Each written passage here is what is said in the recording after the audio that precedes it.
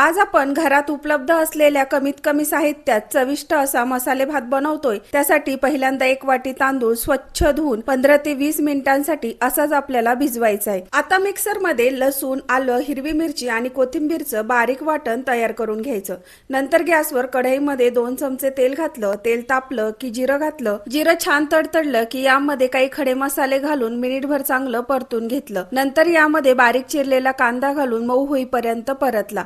तयार केलेलं हिरवं वाटण घालून कांद्यासोबत कच्चेपणा जाईपर्यंत परतलं। आता यात हळद, लाल तिखट, धना पावडर, थोडासा गरम मसाला आणि चवीनुसार मीठ घालून एकजीव करत परतलं। आता यात चिरलेला टोमॅटो, बटाटा आणि फ्लॉवर, शेंगदाणे घातले। तुमच्या आवडीनुसार यात भाज्या घालायच्या। 2 ते 3 मिनिट चांगलं परतलं, मिक्स केलं। भिजलेल्या तांदळातलं पाणी काढून हे तांदूळ आता यात घालून एकसारखं हलवत यामध्ये मिक्स करायचं। जरा वेळ परतलं। आता 1 वाटी तांदळाच्या दुप्पट म्हणजे 2 वाटी पाणी शिजण्यासाठी घालायचं। तुम्ही तांदूळ कोणता वापरला त्या अंदाजाने पाणी घाला। आता झाकण ठेवून 10 ते 15 मिनिट लो टू मीडियम फ्लेमवर भात शिजवून घेतला। अगदी कमी वेळात चमचमीत चविष्ट मसाले भात तयार आहे। रेसिपी आवडली तर लाईक नक्की करा।